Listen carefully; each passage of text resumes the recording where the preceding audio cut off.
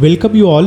या ठिकाणी आपण मनी फॅक्टरी इंडिकेटर जे आहे ना ते कसं यूज करायचं आणि ते बाय आणि सेल सिग्नल आपल्याला जनरेट करून तर देत आहे, पण त्यातला कुठला बाय सिग्नल आपण व्हॅलिड धरायचा, कुठला इनव्हॅलिड धरायचा. त्याचप्रकारे तो जर सेल सिग्नल जनरेट करून देत असेल तर कुठला सेल सिग्नल आपण व्हॅलिड धरायचा, कुठला इनव्हॅलिड धरायचा.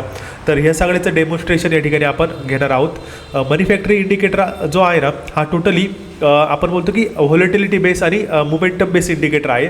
त्या ठिकाणी तो आपल्याला बाय आणि सेल सिग्नल प्रोव्हाइड करतो.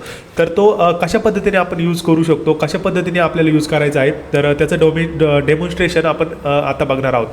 या ठिकाणी जर बघितलं गेलं ना तर आपल्याला काय करायचं आहे, पहिलं मार्केट स्ट्रक्चर मॅपिंग करायचं आहे. म्हणजे market structure in the sense price action आपल्याला चेक करायची, कुठली प्राईज ॲक्शन चालू आहे, मार्केटचं नेमकी स्ट्रक्चर कुठलं चालू आहे. तर त्याच्या बेसिसवर आपल्याला बाय सेल सिग्नल आपल्याला त्या ठिकाणी ॲक्टिव्ह करायचे आहेत किंवा त्यावर ट्रेड करायचे आहेत. या ठिकाणी बघितलं गेलं ना तर मार्केट अंडरस्टँडिंग दिसते आपल्याला, म्हणजे मार्केटची आपल्याला समजूत घ्यायची की मार्केट कशा पद्धतीने सध्या ट्रेड करतं आहे. त्यामध्ये मार्केट स्ट्रक्चर त्या ठिकाणी आपल्याला बघायचं आहे. मार्केट स्ट्रक्चर तुम्ही जर SMC बघत असाल तर SMCमध्ये मी बरेच सारे असे कन्सेप्ट्स आहेत त्या ठिकाणी मी क्लिअर केलेले. Basic concept in the sense समजून घ्यायचे ठरले तर जसं की मार्केट कसं चालतं, नेहमी हायर हाय लो लावत चालतं, लोअर लो लावत चालतं. तर हे सगळे बघितलं गेलं तर एक प्रकारचं मार्केटचं स्ट्रक्चरच आहे. ब्रेक ऑफ स्ट्रक्चर झालं, त्याचप्रमाणे चेंज ऑफ कॅरेक्टर झालं, या सगळ्या गोष्टींची आपल्याला माहिती असणं गरजेचं आहे. नेमकी मार्केटचा ट्रेंड कुठल्या बाजूचा आहे तर त्यालाच आपण मार्केट स्ट्रक्चर देखील बोलू शकतो. त्याचप्रमाणे ट्रेंड्स, अप ट्रेंड आहे की डाऊन ट्रेंड आहे किंवा मार्केट एका रेंजमध्ये फसलेलं आहे, ह्या गोष्टीची आपल्याला माहिती घ्यायची आहे. सपोर्ट अँड रेसिस्टन्स मार्क करायचे आहेत. हायर हाय लोअर लोज हे देखील करायचे आहेत आपल्याला. त्याचप्रमाणे मार्केट फेसेस जसं की ॲक्युम्युलेशन, मार्कअप, डिस्ट्रीब्युशन आणि मार्कडाऊन ह्या पद्धतीचे मार्केटचे वेगवेगळे फेसेस असतात, ते देखील आपल्याला त्या ठिकाणी लक्षात ठेवायचे आहे. त्याच्यानुसारच आपल्याला बाय आणि सेल सिग्नल ॲक्टिवेट करायचे आहेत किंवा त्यानुसार ट्रेड करायचं आहे. तर बेसिकली याचा आपल्याला हे यूज कशाचा करायचा आहे तर बेसिकली आपल्याला प्राईज ॲक्शनचा बेसिक गोष्टींचा यूज करायचा आहे. त्याच्यामध्ये कॅन्डलिस्टिक पॅटर्न येतील, ब्रेकआउट, फेकआउट आणि पुलबॅक येतील, त्याचप्रमाणे मोमेंटम, व्हॉलेटिलिटी आणि त्याचप्रमाणे आपण या ठिकाणी बघितलं गेलं तर व्हॉलेटिलिटी जी कन्सेप्ट आहे ना त्याच्यावर जास्त आपण या ठिकाणी भर देणार आहोत. जसं की मी तुम्हाला याच्या आधी बऱ्याच वेळेस समजून सांगितलेलं आहे की मार्केटचे जे प्रत्येक सेटअप असतात ना सक्सेसफुल आपण बोलू शकतो की जे रिझल्ट ओरिएंटेड सेटअप्स आहेत ते सगळे मार्केटच्या व्हॉलेटिलिटीवर डिपेंड असतात. जशी मार्केटची व्हॉलेटिलिटी वाढेल ते एकतर काय करतात, त्यांच्या रिस्क अँड रिवॉर्डमध्ये टॅम्परिंग करतात किंवा मग क्वांटिटीमध्ये टॅम्परिंग करतात. तर या ठिकाणी बघितलं गेलं तर मार्केटची व्हॉलेटिलिटी समजून घेणं, त्यावर आपला सेटअपचे जे आपण म्हणतो ना टार्गेटेड स्टॉप लॉस आहे ना ते बसवणं, त्यावर बऱ्याच गोष्टी अवलंबून असतात. त्यावर मग रिस्क अँड रिवॉर्ड देखील आपण मार्केटच्या व्हॉलेटिलिटीवर ठरवतो. त्यामुळे मार्केटची व्हॉलेटिलिटी समजून घेणं देखील तेवढंच महत्त्वाचं आहे. मार्केटची व्हॉलेटिलिटी म्हणजे काय की जसं की मार्केट A पॉईंटपासून B पॉईंटपर्यंत एक स्विंग बनवला, त्याचप्रमाणे B पॉईंटपासून C पॉईंटपर्यंत एक स्विंग बनवला. आता या ठिकाणी काय दिसते आपल्याला, A point two B point जो आहे ना त्याची जे पॉईंट आहे ना ते गेन पॉईंट खूप आपल्याला जास्त दिसत आहेत compare to B to C. म्हणजे आपल्याला काय दिसतंय, मार्केट ह्या पद्धतीने जर बघितलं गेलं तर B आणि Cच्या कम्पेअरमध्ये A आणि Cची जी मोमेंटम झालेली ती मार्केटची मोमेंटम जी आहे ना ती खूप जास्त झालेली किंवा मोठी मोमेंटम झालेली. म्हणजेच आपण असं बोलू शकतो की या ठिकाणी काय झालेलं आहे, मार्केट जास्त व्होलेटाईल झालेलं आहे किंवा मार्केटने काय केलेले मूव किंवा स्विंग जास्त मोठमोठे बनवलेले, तर त्यालाच आपण ॲज अ व्हॉलेटिलिटी बोलू शकतो. व्हॉलेटिलिटी नेहमी आपल्याला स्विंगबरोबर कम्पेअर करायची. ओके, तर अशा पद्धतीने या ठिकाणी व्हॉलेटिलिटी देखील आपल्याला लक्षात ठेवायची आहे. तर याचा जर टायमिंग बघितला गेला ना आपल्या इंडिकेटरचा, सकाळी आपल्याला 6 वाजता तो चालू होतो, दुपारच्या 12:30पर्यंत आपला तो सिग्नल देत असतो बाय आणि सेलचे सिग्नल. त्याचप्रमाणे इव्हिनिंगला 5 वाजता चालू होतो आणि रात्री 12 वाजता त्या ठिकाणी तो काय होतो, क्लोज होतो. तर अशा पद्धतीने 2 टायमिंग आपण या ठिकाणी ठेवलेले आहे. जास्तीत जास्त मार्केटची व्हॉलेटिलिटी या ठिकाणी दिसेल ना आपल्याला त्यावेळेसच आपण हे सिग्नल काय केलेले ॲक्टिवेट केलेले, म्हणजे जेणेकरून काय होईल, ओव्हर ट्रेडिंग त्या ठिकाणी आपली थांबली जाईल. त्याचप्रमाणे टार्गेट अँड स्टॉप लॉस कसे मॅनेज करायचे ते देखील आपण या ठिकाणी बघणार आहोत.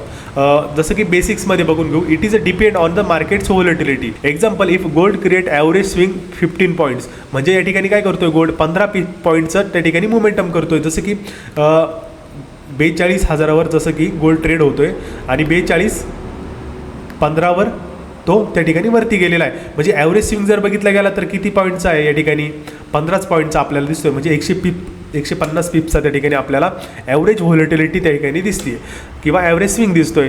Than the target and stop loss should be below between 15 points. म्हणजे आपल्याला टार्गेट देखील आपल्या सिग्नलनी बाय सिग्नल दिल्यानंतर या ठिकाणी मिनिमम आपल्याला 15 पॉईंटचं टार्गेट त्या ठिकाणी ठेवायचं आहे किंवा सेल सिग्नल जनरेट केल्यावर ॲव्हरेज व्हॉलिटिलिटीनुसारच आपल्याला तेवढंच टार्गेट ठेवायचं आहे, तेवढं स्टॉप लॉस त्या ठिकाणी ठेवायचं आहे. एक्झाम्पल टू मध्ये काय आहे, for buying take buy candles high as a stop loss. For example आता या ठिकाणी बघितलं गेलं तर काय करायचं आहे आपल्याला, आय थिंक बाय जर आपल्याला इथे लो आहे बरं का, या ठिकाणी जर आपल्याला बाय सिग्नल जनरेट करून दिला आपल्या इंडिकेटरने, एक्झाम्पल बाय सिग्नल ह्या कॅन्डलला करून दिला आहे आणि सध्या प्राईस या ठिकाणी ट्रेड होती, तर आपण जर हा सिग्नल ॲक्टिवेट करत असं ना तर आपल्याला या ठिकाणी काय करायचं आहे, या ज्या बायची कॅन्डल आहे ना त्या बायच्या कॅन्डलच्या खाली आपल्याला आपला SL प्लेस करायचा आहे. 1:1च्या रेशोने आपण त्याचं टार्गेट देखील त्या ठिकाणी प्लेस करायचं आहे. त्याचप्रमाणे सेल सिग्नल जर बघितला गेला तर आपल्याला काय करायचं आहे, या ठिकाणी सेल सिग्नलच्या हायला आपल्याला आपला स्टॉप लॉस प्लेस करायचा. सपोज मार्केट डाऊन ट्रेडला चालू होतं,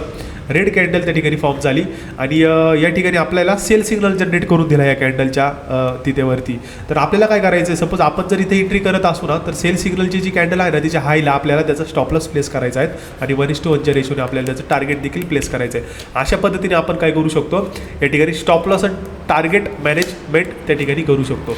ओके, तर next one is position size management. For example जर तुमचं अकाउंट $100 असेल ना, या ठिकाणी बघितलं गेलं तर बाय 0.01 नी जर आपण पोझिशन बाय करत असू तर या ठिकाणी 42.60ला सध्या प्राईस चालू आहे. ओके, आणि एंट्री जर 42.60ला आपण केली तर एक्झिट 42.70ला केली, म्हणजे याच्यामध्ये आपण किती पॉईंटचा गेन केलेला आहे, 10 पॉईंटचा आपण या ठिकाणी काय केलेला आहे, गेन केलेला आहे. म्हणजेच या ठिकाणी 10 पॉईंट आपण सध्या पोझिशनमध्ये प्लस आहोत, म्हणजे 100 पिप्सचं त्या ठिकाणी आपण मोमेंटम त्या ठिकाणी कॅच केलेला आहे. याच्यामध्ये बघितलं गेलं तर आपल्याला काय दिसतंय, एक $10 या ठिकाणी ॲटोमॅटिकली आपल्याला प्रॉफिट या ठिकाणी दिसणार आहे, कारण आपली पोझिशन साईज जर बघितली गेली तर कितीची आहे, 0.01. अशा पद्धतीने जर तुम्ही 0.01नी जर तुम्ही पोझिशन त्या ठिकाणी बिल्ड करत असाल ना, जितके पॉईंट गोल्डमध्ये मूव करल, गोल्ड जितके पॉईंट मूव करल तितक्या पॉईंटचं तुमचं काय होणार त्या ठिकाणी स्टॉप लॉस आणि तुम्हाला त्या ठिकाणी टार्गेट लावावं लागणार आहे. म्हणजे त्या तितक्याच पॉईंटचं तुम्हाला काय होणार आहे, गेन होणार आहे. जसं की या एक्झाम्पलमध्ये 10 पॉईंट वाढला तर $10चा प्रॉफिट झाला. याच्यामध्ये बघितलं गेलं तर जवळजवळ 40 पॉईंट जर वाढले असते तर तुमचा प्रॉफिट देखील या ठिकाणी $40 झाला असता.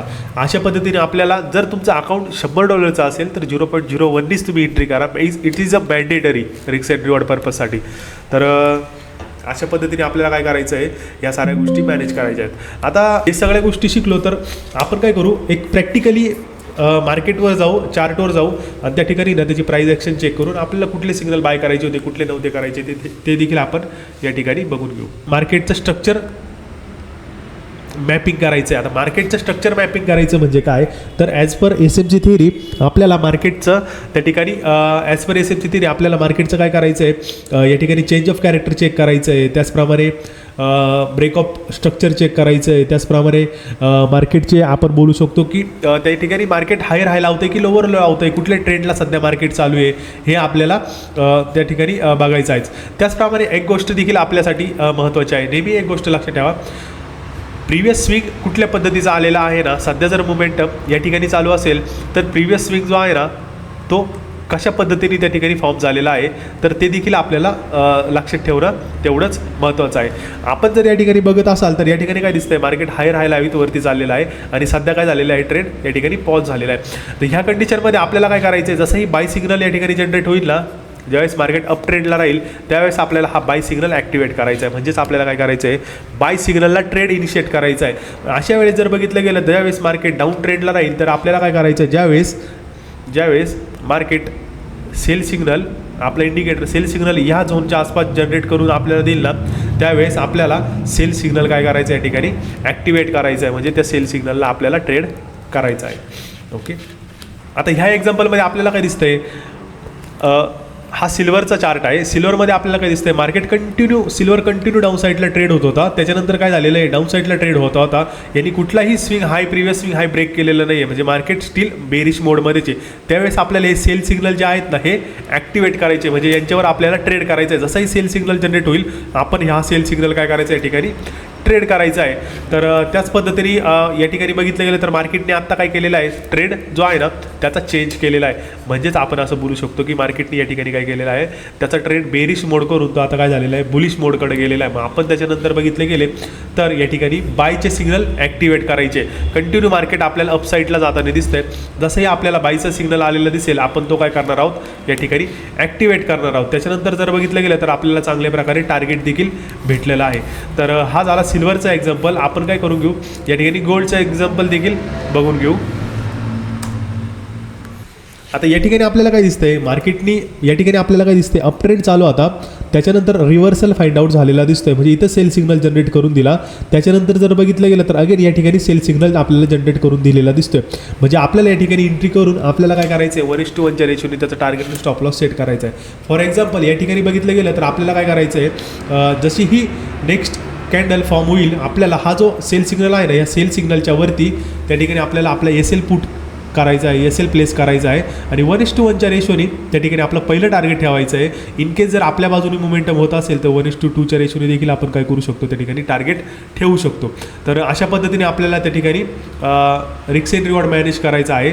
त्याचप्रमाणे तुम्ही बाय सेलची सिग्नलची ॲक्युरेसी देखील बघू शकता. प्रत्येक सिग्नल आपल्याला ॲक्टिवेट करायचं नाही आहे, मोजकेच सिग्नल ॲक्टिवेट करायचे, जे ट्रेंडला लागून येतात ना तेच त्या ठिकाणी आपल्याला ॲक्टिवेट करायचे. आता ह्या एक्झाम्पलमध्ये काय दिसते आपल्याला, मार्केट कंटिन्यू डाऊन ट्रेंडला चाललेलं दिसतंय. तर हा सेल सिग्नल जसाही जनरेट होईल आपल्याला काय करायचं, या ठिकाणी आपली ऑर्डर प्लेस करायची आहे.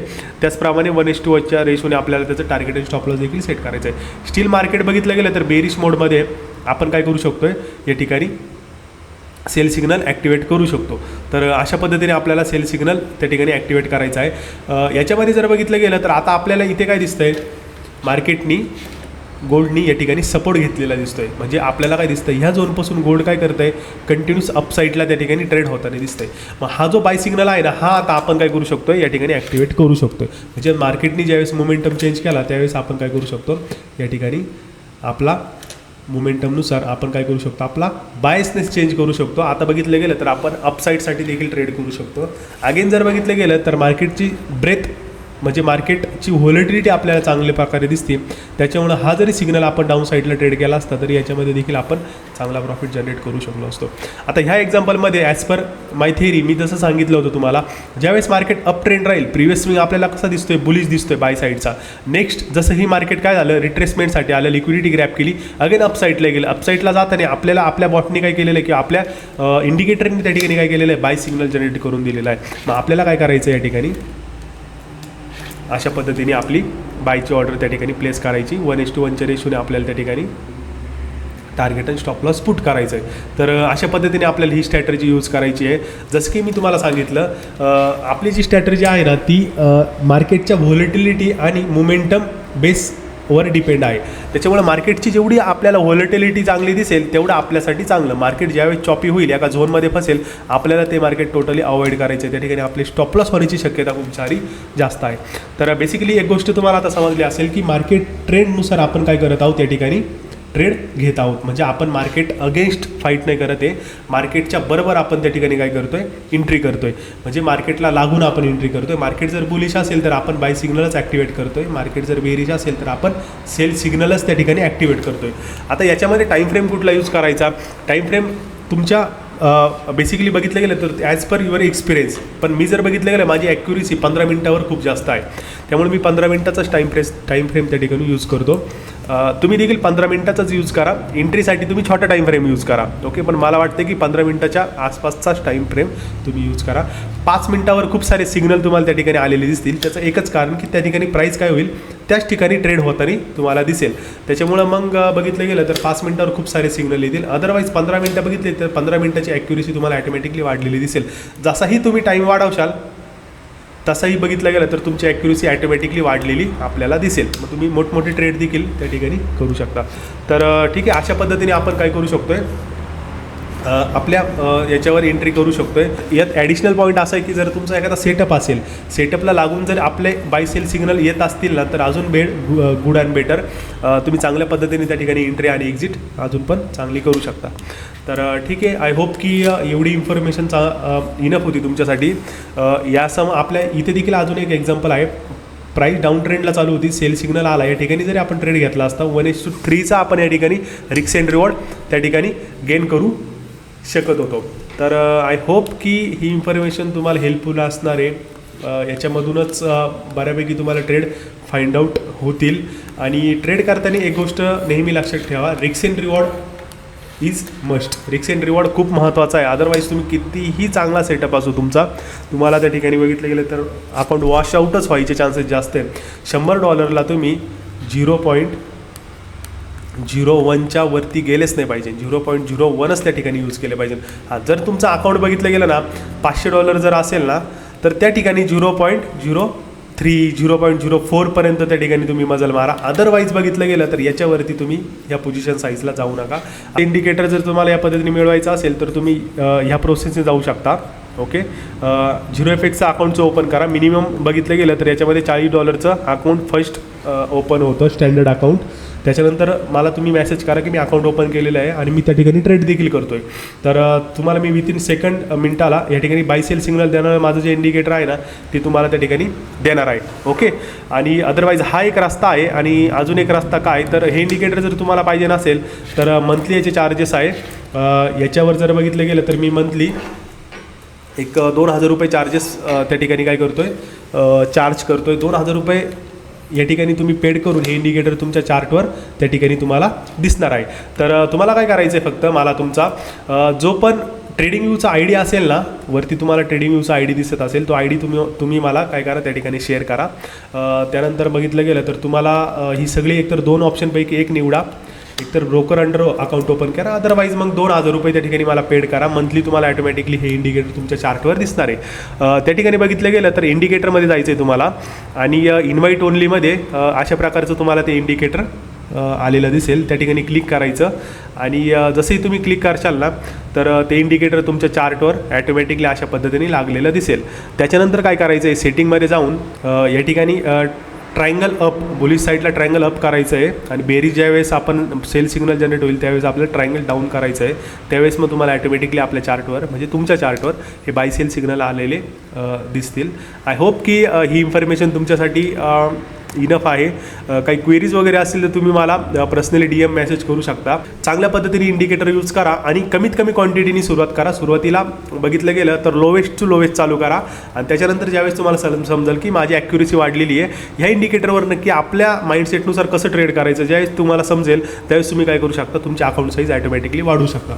जर तुम्हाला देखील हे इंडिकेटर तुमच्या चार्टवर मिळवायचं असेल ना तर हा नंबर दिसत असेल, ह्या नंबरला तुम्ही मला व्हॉट्सअप मेसेज करा, हाय करा. त्यानंतर हा जो इंडिकेटर आहे ना, हा इंडिकेटर्स तुम्हाला कसा मिळणार आहे आणि कसा मिळवायचा त्याची पूर्ण इन्फॉर्मेशन त्या ठिकाणी मी तुम्हाला प्रोव्हाइड करेल. तर लवकर ते लवकर हे इंडिकेटर घ्या आणि आपल्या प्रॉफिटेबल ट्रेडिंगची जर्नी त्या ठिकाणी स्टार्ट करा.